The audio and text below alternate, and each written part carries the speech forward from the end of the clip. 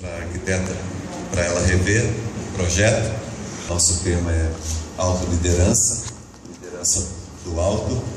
E nosso propósito com esse tema, com essas ministrações, serão em torno de 4 ou 5, é trabalharmos a capacidade que nós recebemos de Deus de gerir a nossa própria vida, né?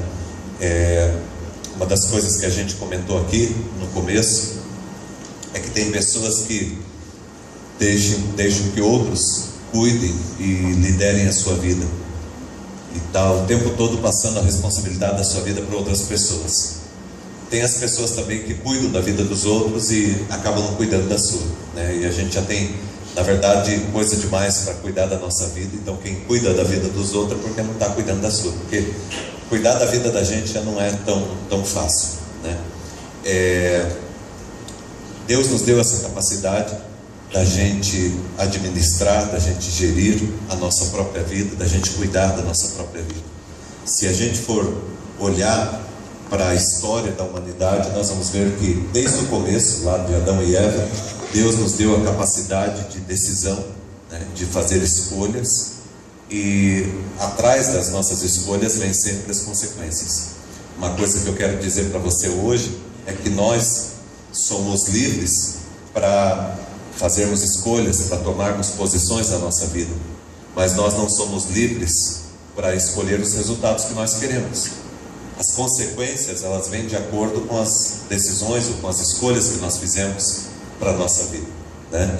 Então tem muita gente que está colhendo o resultado daquilo que não gostaria, mas é exatamente o que de repente nós estamos plantando, tá? Então essa série de pregações, de ministrações são muito importantes para você, para mim, para nós, porque ela nos lembra, ela nos elucida a realidade de que cada um de nós tem essa responsabilidade com a vida, né? E nós precisamos ensinar isso também para os nossos filhos, para a igreja, cuidar da nossa vida, cuidar da nossa caminhada, né? Se a gente vai ter uma caminhada excelente, ou se a gente vai ter uma caminhada medíocre, isso tem a ver muito com as escolhas que nós vamos fazendo, né? Então é por isso que é importante a gente trabalhar esse tema. Então, autoliderança, por quê? Porque é eu que vou gerir a minha vida. Liderança do alto, por quê? Porque a proposta que eu faço para você é que você esteja gerindo a sua vida, administrando a sua vida, debaixo do cuidado, debaixo do governo de Deus, da palavra de Deus. A escolha somos nós que fazemos, mas existe uma possibilidade de uma excelente escolha, que é viver a palavra de Deus, viver as promessas do Senhor, tá? É importante esse tema também, porque uma das coisas que eu percebo que acontece muito no nosso meio, no meio cristão, é que tem muita gente que acaba deixando para Deus fazer as coisas na sua vida, como se Deus fosse responsável por fazer tudo na nossa vida e por nos livrar de todas as situações adversas que nos acometem. Então é importante a gente estudar a palavra de Deus, porque como cristãos nós recebemos o poder, a graça de Deus, a manifestação de Deus, a cura, a libertação, a restauração, a restituição. Nós somos muito abençoados por Deus, mas Deus, Ele não faz aquilo que é a nossa parte. Deus não vai fazer na tua vida aquilo que é a tua parte. Você vai ter que cuidar da tua vida, né? Aqui Deus faz aquilo que você não pode fazer. Sempre digo isso para a igreja.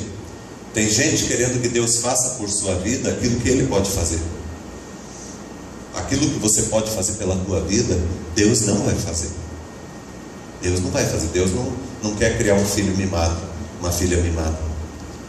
Deus quer criar um homem, uma mulher, uma pessoa que é responsável e que cuida bem da sua própria vida, né?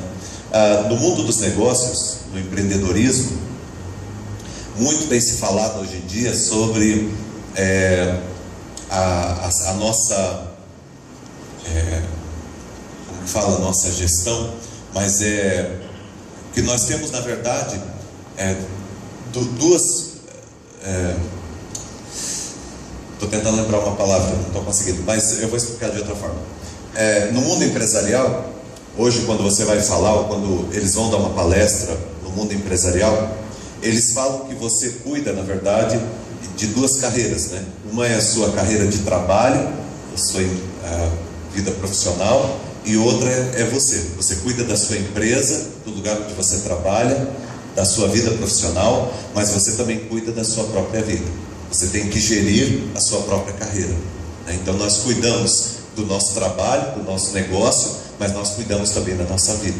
Temos que cuidar da nossa vida, porque tem um monte de empresários que se arrebentam cuidando da empresa, cuidando de tudo, mas não cuidam da sua própria vida, né? Não é muito difícil você encontrar, por exemplo, um médico fumando. Já viu que tem muito médico fumando? E fuma muito. E é interessante porque o médico, ele trata da questão da saúde, mas ele está fumando. Né? Eu sei que é complicado, é difícil. A pessoa que tem essa dificuldade, é difícil mesmo. Eu sei, não estou te condenando, pelo contrário. Nós estamos falando da graça de Deus e de que Deus está querendo cuidar da tua vida. Agora, nós não podemos aceitar essas coisas que são maléficas, essas coisas que vão nos matando, que vão nos consumindo, e de qualquer jeito, e achar que é assim. Nós podemos gerir a nossa própria vida, né? Então, é sobre isso que a gente está falando. Bom, o texto que eu escolhi nessa noite para a gente ler junto é um versículo apenas, está lá em Gálatas 5:1. Ele diz assim, olha aqui para frente, ele diz assim, ou pode olhar na sua Bíblia: foi para a liberdade que Cristo nos libertou. Portanto, permanecei firmes e não vos sujeiteis outra vez a um jugo de escravidão. O apóstolo Paulo, ele está escrevendo para a igreja da Galácia, era uma igreja cristã, e ele está muito preocupado com aquela igreja, porque aquela igreja, ela foi liberta, assim como todos nós fomos libertos em Cristo Jesus. Nós somos livres, né? Só que o apóstolo Paulo, ele escreve, ele diz, olha, foi para a liberdade que Cristo vos libertou. E a pergunta que eu faço hoje para você aqui foi: para que Cristo te libertou? Para que você seja livre, para que você continue livre. Agora, a liberdade não é fazer o que quer. Se você for na penitenciária, você vai encontrar um monte de gente que está preso porque fez o que queria fazer, a revelia, sem responsabilidade. Liberdade é a capacidade que eu e você temos de fazer aquilo que precisa ser feito na nossa vida. Pastor, o que é liberdade? Liberdade é essa capacidade que nós temos de escolher o melhor para a nossa vida, escolher aquilo que precisamos fazer e aquilo que nos mantém livres. Isso é liberdade. Liberdade não é por aí que nem um doido sair sem nenhuma responsabilidade. Aliás, o que mantém a nossa liberdade é a nossa responsabilidade. É quando usamos bem a nossa capacidade intelectual. Uma pessoa, por exemplo, que ela capricha nos seus estudos, ela capricha no seu trabalho, ela procura melhorar, construir uma vida próspera na sua questão financeira e na construção da sua família. Ela é uma pessoa que no começo ela vai ser privada de algumas coisas, porque ela está trabalhando, porque ela está estudando, só que lá na frente ela vai poder usufruir, vai poder viajar para muitos lugares, ela vai ter uma liberdade que as condições que ela construiu irão lhe dar.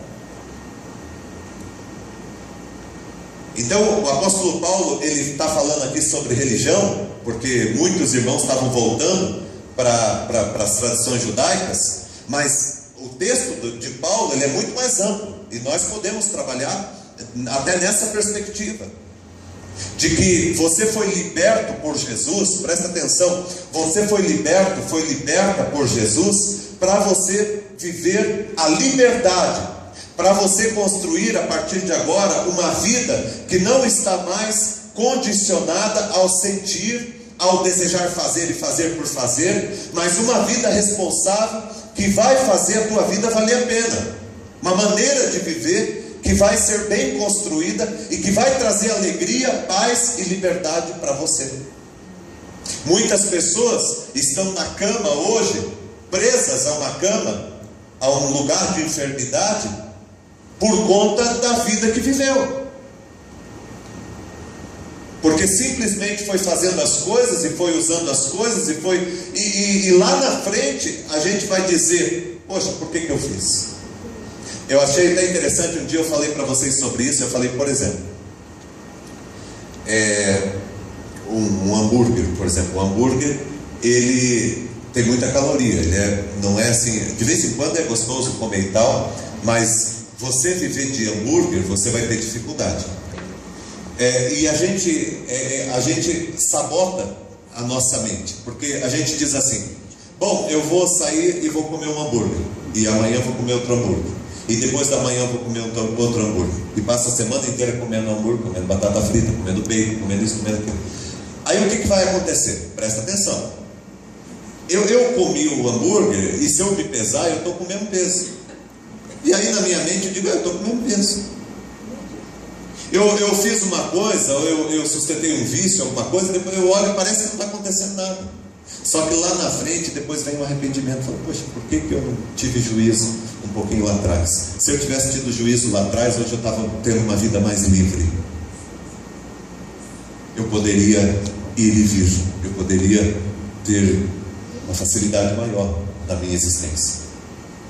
Então o apóstolo Paulo, ele diz assim: foi para a liberdade que Cristo vos libertou. Permaneçam livres. Nós estamos livres em Cristo Jesus, e agora nós vamos viver essa liberdade. Como que nós vamos viver essa liberdade? Construindo uma vida cristã, gerindo uma vida saudável para nós e para os nossos filhos.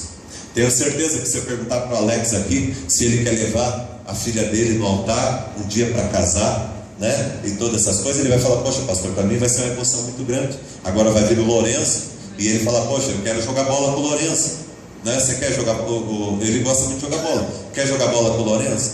Quero. Para jogar bola com o Lourenço eu vou ter que me cuidar, porque imagina que ele vai estar jogando bola com 12, 13 anos, daqui 12, 13 anos.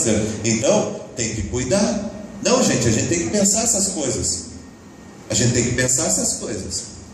Eu quero ver meus netos, eu quero conhecer meus netos, eu quero poder abraçar os meus netos, brincar com os meus netos. Eu tenho que cuidar da minha vida, da minha saúde. Eu quero ter um tempo mais tranquilo na minha vida. Eu preciso construir uma vida saudável. Eu quero viver bem como família. Eu preciso manter um relacionamento de amor com a minha esposa, com o meu esposo, com os meus filhos, com a minha casa. E tudo isso, gente, é gerir a vida, é cuidar da nossa vida. Tudo isso é coisa cristã. É coisa que a gente não fala nas igrejas, mas, gente, vida cristã é isso. Não é essa coisa, essa fumaça espiritual, mística que se constrói por aí. Vida cristã é humanidade. É quando você exerce a humanidade que você recebeu de Deus, porque o pecado nos desumaniza. Jesus veio e ele foi 100% humano. E Jesus, ele é um modelo para nós de humanidade. E quando Deus te criou, ele te criou para ser um ser humano. Deus não te criou para ser um anjo, senão ele tinha colocado asa. Deus não criou você para ser outra coisa. Deus criou você para ser humano. E o pecado, ele nos desumaniza. E Jesus veio para nos humanizar, valorizar a gente. Nós somos criados por Deus, aprender a valorizar a nossa vida, a cuidar da nossa vida. Portanto, quero dizer algumas coisas para você nessa noite. Peço muita tua atenção. Primeiro, aquilo que você veste revela muito sobre você. Comecei comentando isso semana passada. Decidi voltar nesse assunto e ampliar um pouquinho o nosso foco. Aquilo que você veste, ele revela muito sobre você, sobre a sua vida. Ontem achei muito interessante, nós estávamos na reunião do presbitério e nós tivemos um rapaz que ele foi licenciado no final do ano e agora surgiu uma igreja, ele precisava ser ordenado. Nós fizemos uma reunião do presbitério para avaliar se ele estava em condições de ser ordenado pastor. Ele foi ordenado, uma bênção, um rapaz muito bom. Nós estávamos fazendo as perguntas para ele no plenário, perguntas para ver se ele estava preparado para ser pastor de uma igreja, e foi feita uma pergunta para ele que eu achei muito interessante. Um rapaz que trabalha com tribos urbanas, um pessoal que é cabeludo, que usa brinco, que tem tatuagem e tal, fez uma pergunta para ele. Ele disse assim: bom, nós somos igreja presbiteriana. A igreja presbiteriana sempre foi uma igreja muito tradicional, muito do terno, da gravata e tal, e você vai participar de uma igreja. Como que você vai tratar se um jovem da sua igreja chegar para você e falar: pastor, eu quero fazer uma tatuagem? Como que você vai tratar essa questão? Colocou o cara numa sinuca de bico, né? Porque lá tem pastores tradicionais, tem pastores mais... mas foi a resposta dele foi muito boa. A resposta dele foi extraordinária. Ele falou o seguinte: eu não focaria no que a pessoa quer fazer, eu focaria no motivo por que ela quer fazer. Então eu não diria para o rapaz se ele pode ou se ele não pode fazer uma tatuagem, mas eu perguntaria para ele: por que você quer fazer uma tatuagem? Ou essa tatuagem? E o rapaz continuou, né? Ele falou: e eu vou dizer para vocês por quê. Quando eu era jovem, eu passei por um tempo revoltado, e eu fiz uma tatuagem que me traz muita tristeza, porque é uma tatuagem de uma coisa que não é cristã. Ele tem no braço. Ele falou: eu fiz uma tatuagem que eu me arrependi. Depois que eu fiquei mais maduro, eu me arrependi. Ele falou: eu não tenho nada, eu trabalho com pessoas também que não tenho nada. Tem pessoas que têm uma plena consciência, fizeram, tal, tem um bom motivo para fazer e tal. Mas eu perguntaria por quê. E eu estou falando isso dentro desse tema porque, na verdade, a tatuagem é uma roupa que você veste quase que para sempre, não é? Você fez uma tatuagem, então você está imaginando que você não quer tirar. Então é algo, né? E aquilo que você veste revela muito sobre você. A roupa que você põe, a maneira que você se porta, revela muito sobre você. As pessoas têm uma visão nossa de acordo com a maneira que nós olhamos, a maneira que nós nos vestimos, a maneira que nós sentamos, a maneira que nós nos portamos. Isso é muito importante. É um assunto muito importante. Tem uma frase antiga que diz assim: o hábito faz o monge. O hábito aqui não é assim, os costumes que a pessoa, mas o hábito aqui é a roupa, a vestimenta. O hábito faz o monge. Então a gente precisa pensar de que forma que eu estou me vestindo, de que forma que eu estou me apresentando, de que forma que eu me apresento. Isso é muito importante. E fazer uma pergunta: por que eu me visto como eu me visto? Por que eu me porto da maneira que eu me porto? Porque às vezes a gente faz coisas por reação. E quando a gente faz coisas por reação é muito perigoso. É bom quando você faz por proação, quando você é proativo. Agora, quando você é reativo, por exemplo, tem pessoas que tomam uma atitude, colocou um brinco, deixou o cabelo crescer e tal, ou fez alguma coisa, ou usou tal roupa e tal, mas às vezes é uma reação a uma situação, e ele faz aquilo como revolta, como tal, ou para se sentir incluído num grupo, enfim.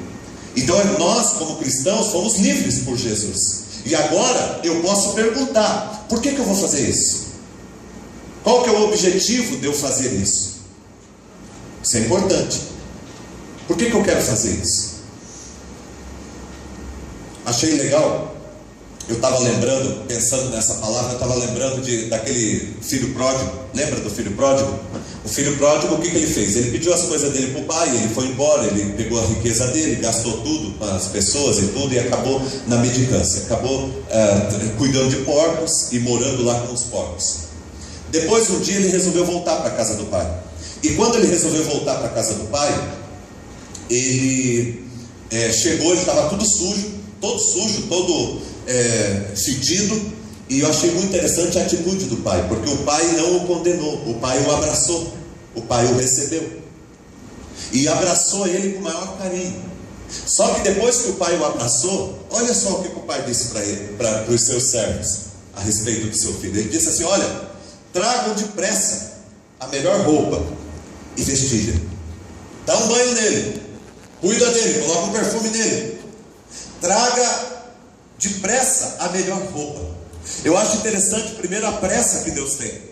Deus tem uma pressa incrível em restaurar a nossa vida, em nos revestir, né? A palavra de Deus diz assim, para a gente se despir do velho homem, se despir da velha criação e nos revestirmos, colocarmos vestes novas. E Deus tem pressa. Deus tem pressa em mudar as tuas vestiduras. Deus tem pressa em cuidar da sua identidade. Deus tem pressa em cuidar da sua vida. Trazei depressa. E Ele diz, a melhor roupa. Não é qualquer roupa. Deus, Ele nos veste com a melhor roupa. Deus nos veste com a melhor roupa. A melhor maneira de nos portarmos. A melhor maneira de nos apresentarmos. Deus, Ele trabalha a nossa vida, o nosso caráter, as nossas atitudes, os nossos hábitos, para que nós estejamos vestindo a melhor roupa. Não é qualquer roupa, é a melhor roupa. O que você veste revela muito sobre você. A maneira que você se veste. Eu disse para vocês na semana passada, tem muita gente que diz assim, pastor, eu não gosto como, por exemplo, uma moça pode chegar e falar, pastor, eu não gosto como os homens me olham. Mas às vezes a maneira que a gente se veste tem a ver com a maneira que os homens nos olham. Ah, pastor, eu queria ser mais respeitado no meu trabalho, mas de que maneira que eu me porto? E quando eu falo sobre vestir, irmãos, eu não estou falando só de roupa, porque a gente não veste só com a roupa, a gente veste com a nossa postura, com a nossa atitude. A gente se veste com muito mais do que roupa. A nossa maneira de olhar, a nossa maneira de ver, a nossa maneira de falar, a nossa maneira de nos conduzirmos às situações, às coisas, à vida. Isso diz muito sobre nós. Então nós, como cristãos, fomos livres por Jesus e podemos escolher agora a melhor maneira de nos apresentarmos. E Deus nos dá essa graça. Segundo, o que você lê influencia muito naquilo que você é. O que você está lendo? O que você está lendo? Tem alguém aqui que não sabe ler? Todos nós sabemos ler, né? O que você está lendo? Qual é o livro que você está lendo? Você sabe que quando a gente não tem muita leitura, nós vamos ter muita dificuldade de interpretação. E eu tenho conversado com algumas pessoas me dizem assim, pastor, eu não consigo ler. Eu começo a ler, eu durmo. É preguiça, hein? É preguiça. Pastor, eu não consigo ler. Eu começo a ler, começa a ficar tudo embaralhado. Pastor, eu não consigo ler, eu não tenho tempo. Irmãos e irmãs que estão aqui, vamos todos à leitura. Vamos ler a palavra de Deus. Vamos conhecer mais a palavra de Deus. Reserve um tempo durante o teu dia para ler a palavra de Deus. A Bíblia não tem que estar toda esgarçada por causa de você deixar ela no carro e ela ficar pegando sol e ficando ressecada. A Bíblia tem que ficar usada. E a pessoa que abrir a sua Bíblia tem que ver uma Bíblia usada, mas de leitura. Você lê a tua Bíblia. Às vezes a gente fala, pastor, eu ando tão fraco espiritualmente, mas você não está se alimentando, como é que você vai estar forte espiritualmente? A Bíblia é o livro dos livros. Não existe nenhum livro nessa terra que se compare à Bíblia. Não existe nada que foi escrito nesse mundo que seja superior às coisas que estão escritas aqui e que você tem na tua casa, de todas as cores, de todos os tamanhos, com todas as linguagens. É de jovem, é de adulto, é de casal, é de idoso, é de família. Hoje tem Bíblia de todo jeito. E todo mundo que está aqui hoje tem uma Bíblia. Agora eu pergunto, a Bíblia tem em você? A Bíblia tem em você?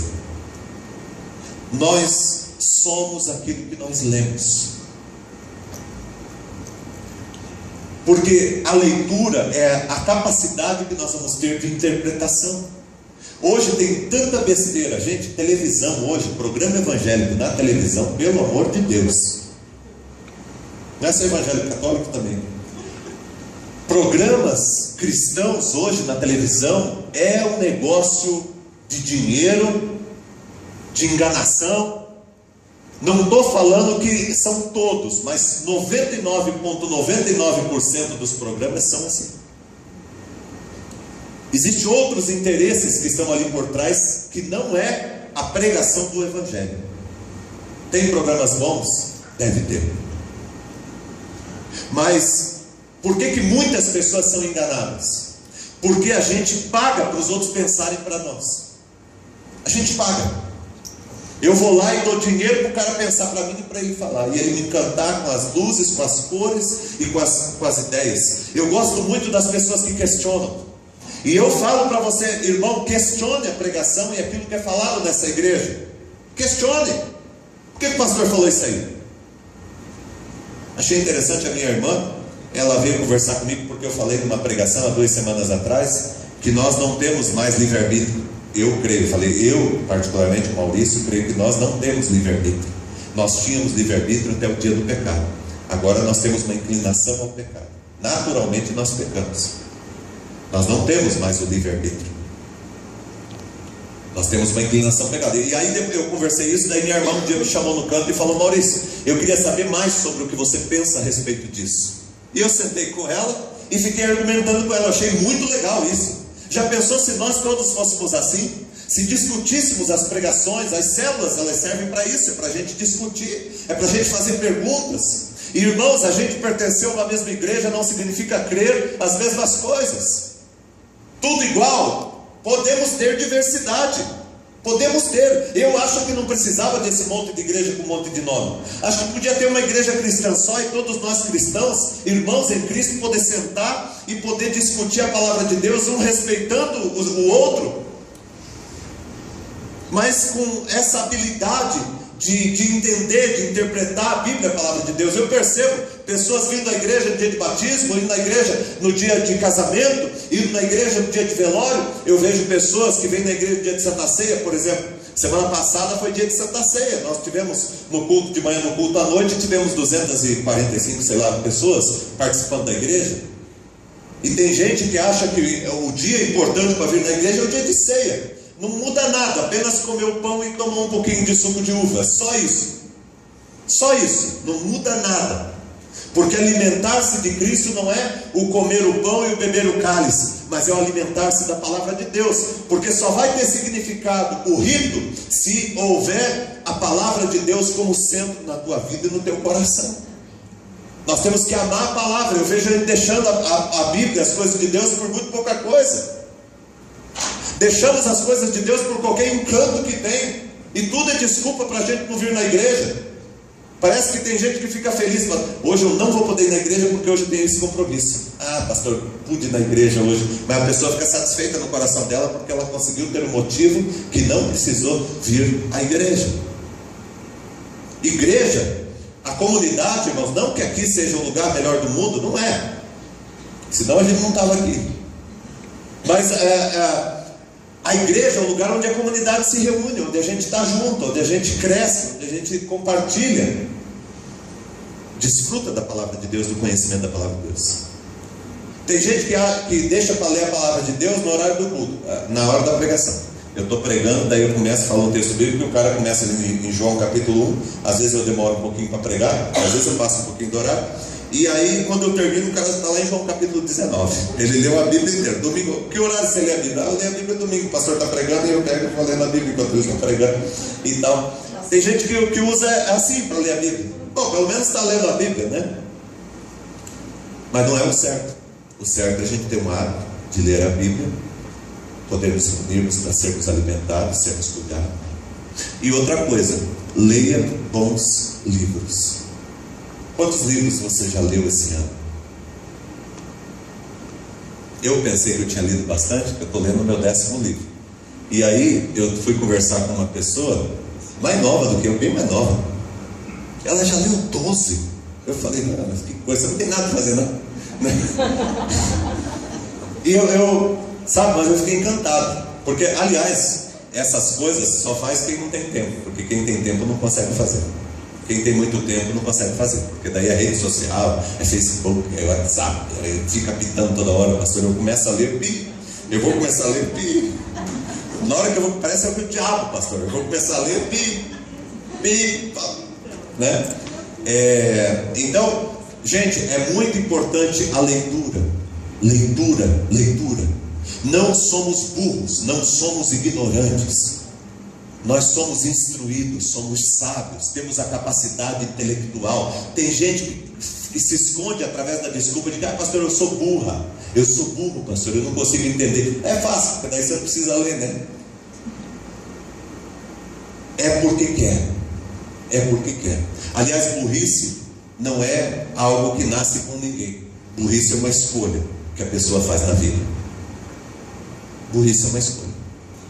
Nós devemos ler. Compre um livro. Eu tenho um monte de livro, posso te emprestar.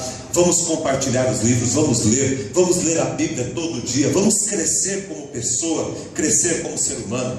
A palavra de Deus diz em 1 Tessalonicenses 5, 21, 22, coloque tudo à prova, olha o que a palavra de Deus diz, coloque tudo à prova. Paulo está dizendo até o que eu estou falando, coloque à prova, veja se é verdade, retende o que é bom. Porque em tudo você vai ver que tem coisas que são boas, de repente, isso aqui não é legal e tal, eu deixo de lado. Mas eu retive aquilo que é bom.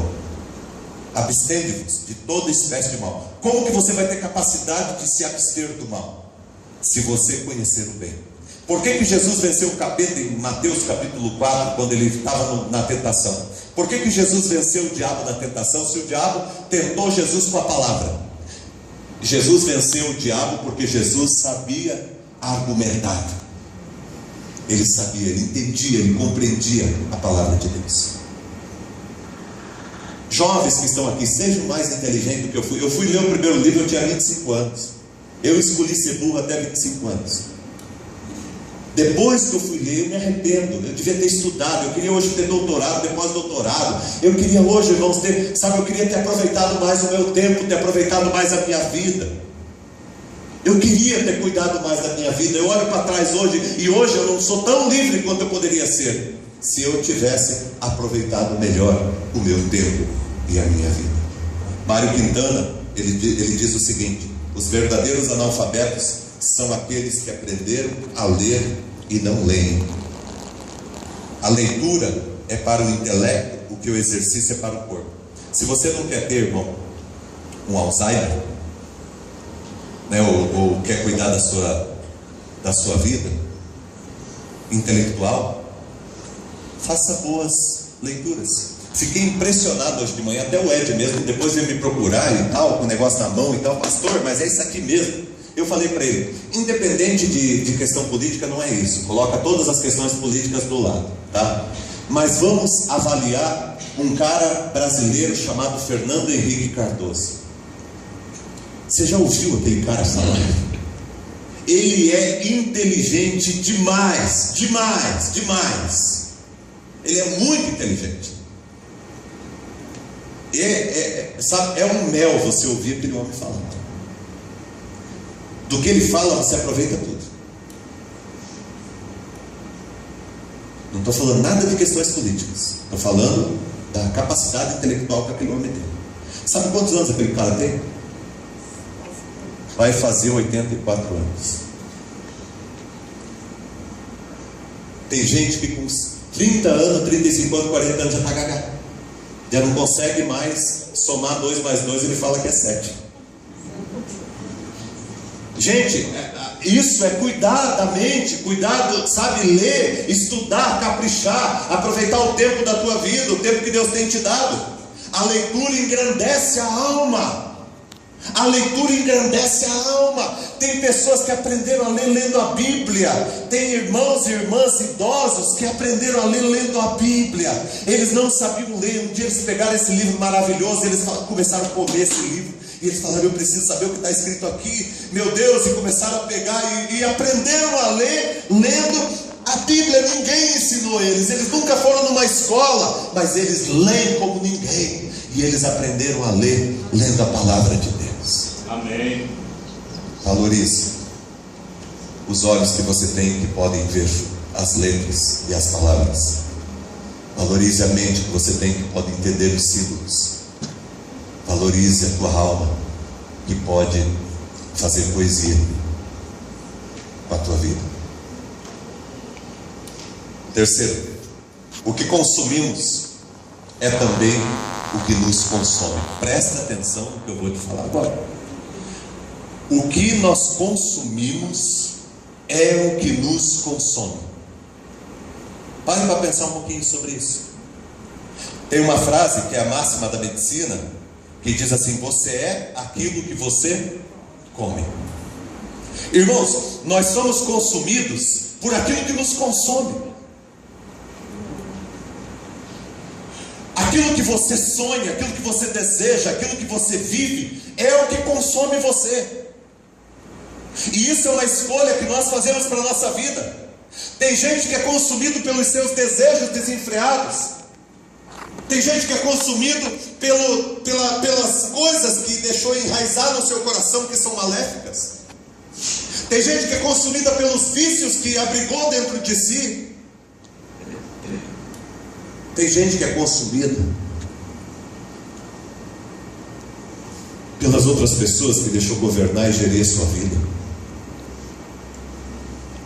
Nós somos consumidos por aquilo que nós consumimos, aquilo do qual nós nos alimentamos. E agora presta atenção que eu vou falar espírito, alma e corpo. Corpo, você é exatamente o que você come. É bacon, é batata frita, é hambúrguer, é pizza, é essas coisas. Irmão, eu gosto disso tudo. Aliás, parece que eu não sei o que aconteceu, que parece que tudo que é gostoso tem essas coisas ruins, né? Tudo que é bom, Coca-Cola. Irmãos, eu gosto de tudo isso. E eu não estou falando que nós vamos sair daqui e vamos virar tudo vegetariano. Não é isso que eu estou falando. Eu estou falando, irmãos, que nós podemos cuidar mais da nossa vida, cuidar mais da nossa alimentação, cuidar mais da alimentação dos nossos filhos, cuidar mais das coisas que nós compramos e trazemos para dentro da nossa casa. Nós podemos cuidar mais, podemos ter um cuidado um pouquinho maior, e isso vai nos trazer algo produtivo, vai nos trazer liberdade. O fato de você ser livre para você comer o que você quer hoje, tem gente que não tem essa liberdade, né? Eu converso com pessoas que dizem: não posso comer açúcar, eu não posso, não é livre. Você é livre ainda para um monte de coisa, para você comer, mas isso não significa que você tem que comer. Pelo contrário, você pode regrar a tua vida e cuidar da tua vida. Eu fico imaginando, irmãos, olha aqui para mim, que isso é muito sério que eu vou falar para você.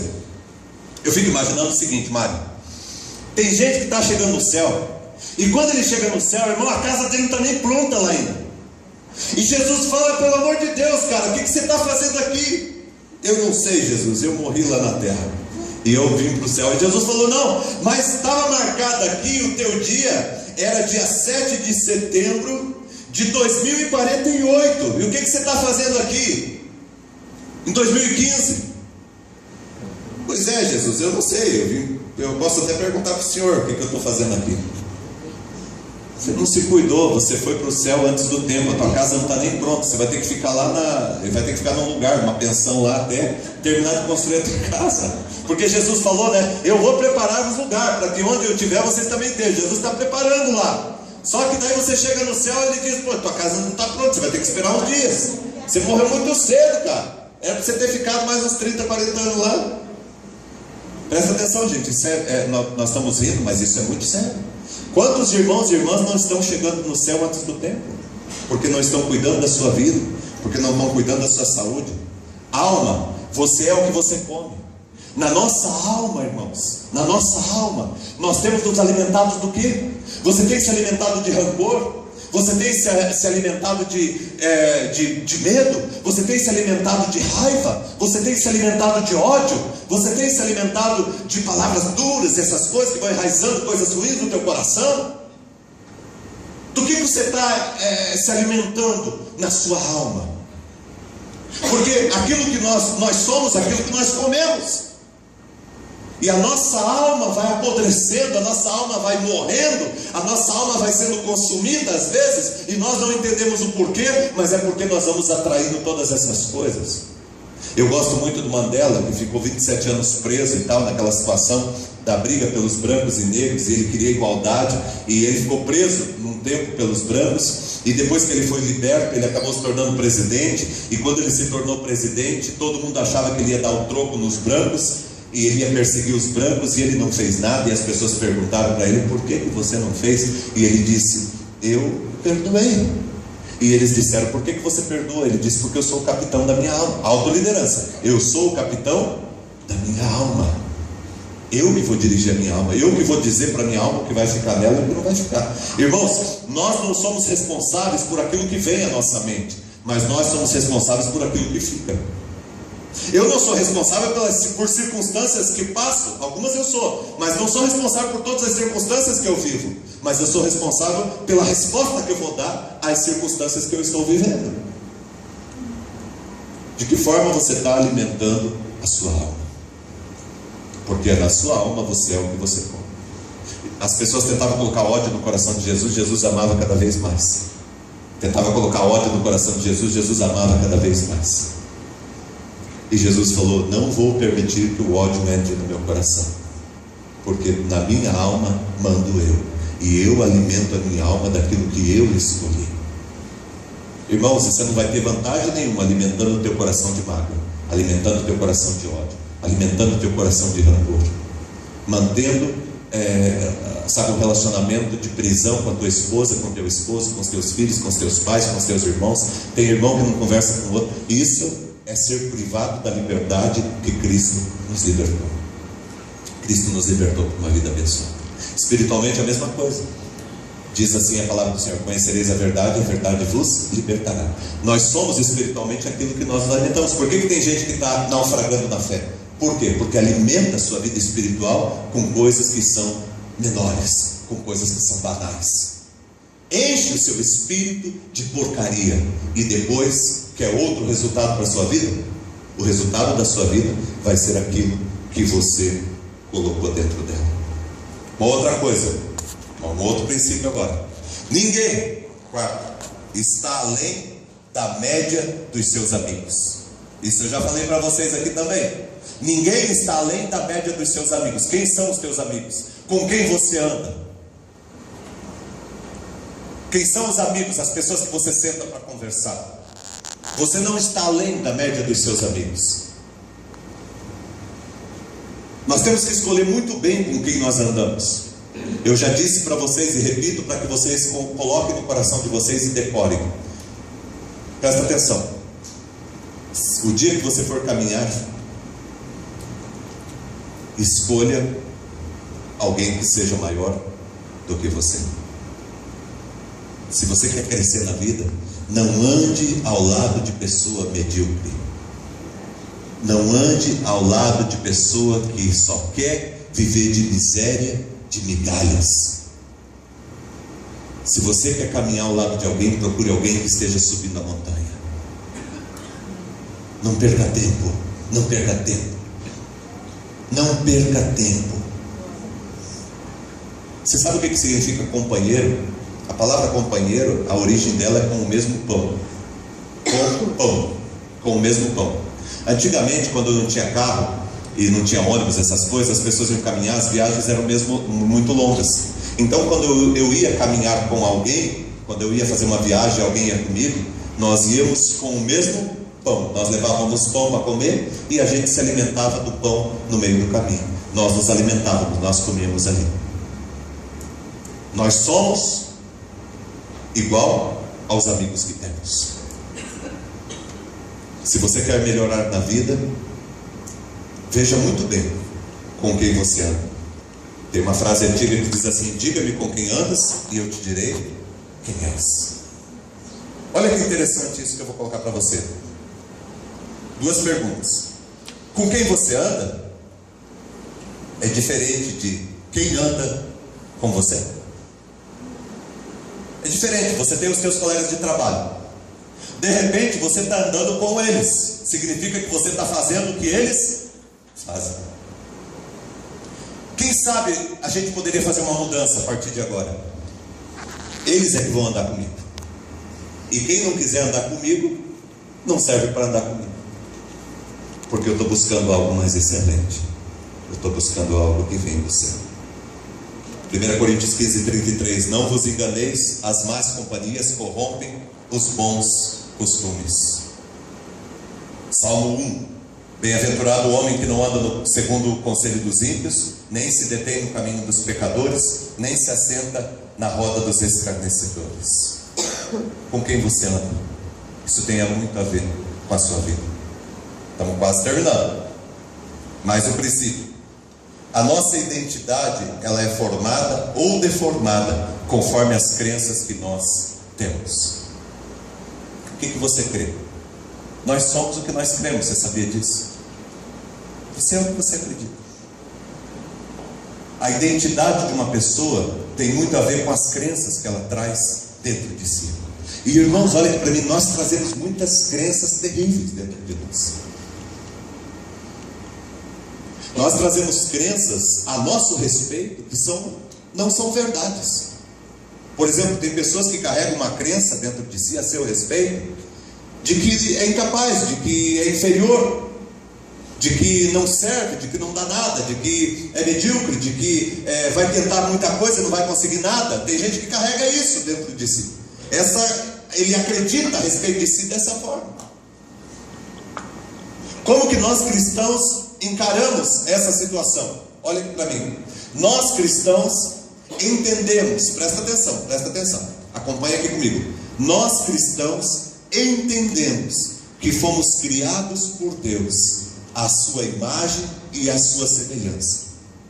Por causa do pecado, fomos deformados e trazemos misérias dentro de nós.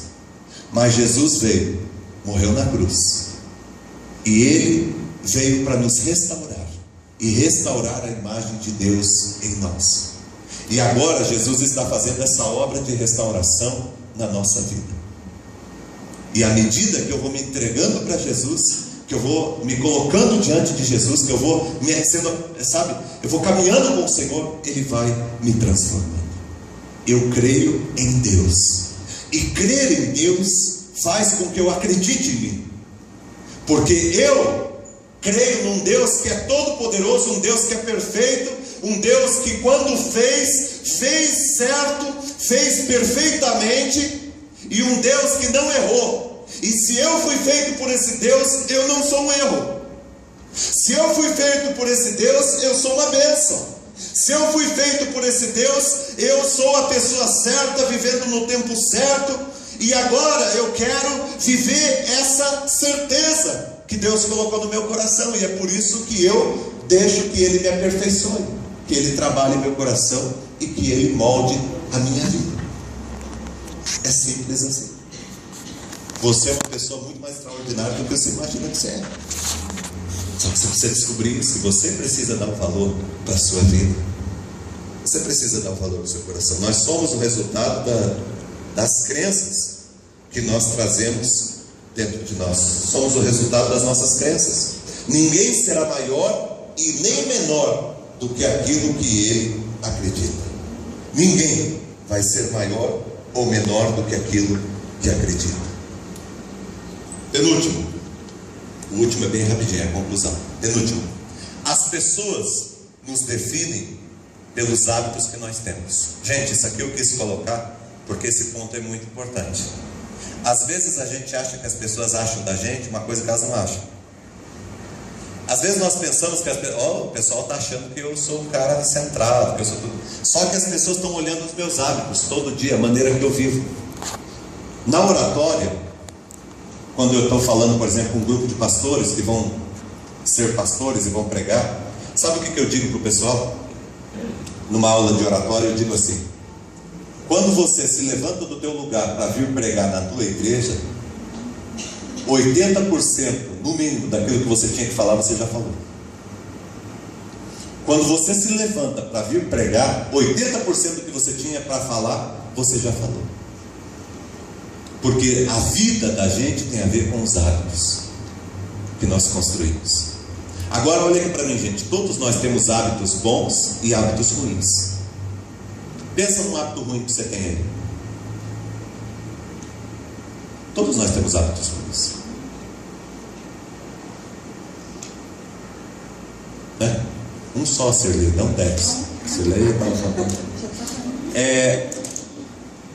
todos nós temos hábitos ruins. Todos nós temos hábitos ruins. Às vezes você trata as pessoas com grosseria. Pastor, normalmente eu trato as pessoas com grosseria, não estou bem, eu trato. Sabe, mentir. É um hábito às vezes que a gente adquire. Falar da vida dos outros, ficar reclamando, ficar murmurando. São hábitos ruins que nós vamos construindo e que muitas vezes, presta atenção, eles são, olha só o que os hábitos ruins são. Os hábitos ruins, eles são limitadores do nosso potencial. Às vezes as pessoas não vão conseguir perceber os nossos potenciais por causa dos nossos maus hábitos. E tem gente que se orgulha do mau hábito, dizendo: eu sou assim mesmo, comigo é assim. Nós cristãos não pensamos assim. Temos vergonha dos maus hábitos e estamos trabalhando com eles. Sabemos que somos maiores do que eles e de que vamos vencê-los no sangue de Jesus. E vamos construir hábitos decentes para viver uma vida decente e as pessoas olharem para nós como pessoas decentes. Os maus hábitos, eles não fazem parte do teu ser. E eles foram colocados em você em algum momento da sua vida. E da mesma forma que eles foram colocados, eles podem também serem arrancados. Busque a excelência constantemente. Não apenas em um aspecto da sua vida. Busque viver uma vida de excelência. Eu sou excelente na igreja, mas no trabalho é um fracasso. Na vida estudante é uma miséria. Não, seja excelente na tua vida. Escolha excelência como uma palavra para a sua vida. Eu quero concluir dizendo para você o seguinte: nós todos não estamos prontos, graças a Deus. Nós não estamos terminados. Todos nós estamos em construção. O Espírito Santo de Deus está aqui para trabalhar e para talhar a nossa vida, para lapidar a nossa vida, para podar a nossa vida, para construir uma vida frutífera em cada um de nós. Você não está terminado, irmão. Ninguém pode chegar para você e dizer: olha, é o teu fim, você é isso. Nós não somos, nós estamos em construção. Nós somos livres, estamos sendo construídos, trabalhados por Deus, na medida em que vamos tendo intimidade e nos aproximando dele, tá? Por isso, não existe topo, não existe um patamar, mas há sempre uma outra montanha a ser galgada.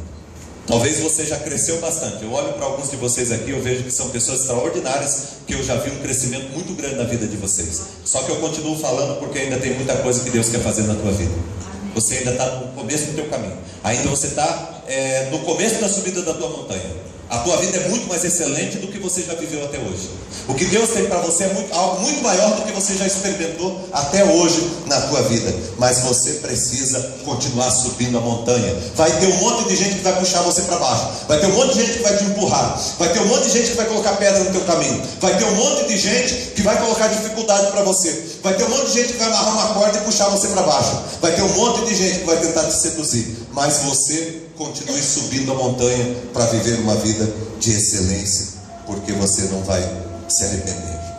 Não quer errar? Não faça. Não quer perder? Não jogue. Só erra quem dirige. Quem não dirige, não erra. Por isso, eu queria dizer para vocês hoje aqui, você ainda não está pronto. Eu queria que você saísse daqui e fosse viver. Tem muita gente aqui na igreja acomodada, sentado, o bumbum só está crescendo e tal. Vamos levantar e vamos fazer exercício. Vamos levantar e vamos ler. Vamos levantar e vamos nos alimentar melhor. Vamos levantar e vamos construir uma vida, porque a nossa vida está em construção. Nós não estamos terminados. Você não é um cristão pronto. Você não está limitado. Você não está fadado. Não existe uma palavra que está determinada sobre a tua vida. Tua vida está em construção. E Deus te chamou para você gerir a tua história, para você construir uma vida que vale a pena. Deus te chamou para você viver uma vida boa, uma vida agradável, uma vida perfeita. Deus tem algo para você muito maior do que você pode imaginar. Quem vai dizer o limite da tua vida vai ser você, com o capricho, com a excelência, que você cuidar dos seus dias, que você cuidar do tempo que Deus está te dando, de você cuidar das pessoas que estão à sua volta, de você cuidar das oportunidades que você está recebendo de Deus, porque todos nós as temos. De que forma você está construindo a sua vida? Só erra quem dirige, irmão. Vai tentando, levanta a tua cabeça, vai tentar alguma coisa. Ah, pastor, está difícil para todo mundo. Vai tentar alguma coisa, vai crescer, vai se aprimorar, vai aprender. Aproveita as oportunidades, tenta. Davi, por exemplo, ele podia ter se ferrado com Golias. Aliás, o normal era que ele se ferrasse com Golias. Só que Davi é muito inteligente. Olha só o que Davi pensou. Eu não tenho chance. Se eu não for, ninguém vai mesmo. Então, se eu não for, eu vou ser escravo desse cara mesmo. Eu estou ferrado, está todo mundo ferrado, todo mundo já se entregou. Se eu não for, já era. Então, já que eu estou nessa situação, eu vou tentar, porque vai que eu consigo derrubar esse cara. E derrubou. Tem muita gente que não conseguiu coisa na vida porque fica olhando o tamanho do gigante e não observa o tamanho do seu Deus. Não observe o tamanho do seu Deus. Olhe para o tamanho do seu Deus, e todo gigante, esteja dentro de você ou fora, vai se tornar muito pequeno. Olhe o tamanho do teu Deus, e todos os gigantes se tornarão muito pequenos. Eu concluo com esse texto bíblico. Olha aqui para a tela ali para frente. O apóstolo Paulo escreveu na igreja de Corinto, ele diz assim: mas quando se converterem ao Senhor, então o véu se tirará. Olha, gente, presta atenção. O pessoal está subindo ali, mas deixa. Olha aqui o texto. Olha o que Paulo diz: quando se converterem ao Senhor, então o véu se tirará. Ora, o Senhor é o Espírito, e onde está o Espírito do Senhor, ali há o que? Liberdade.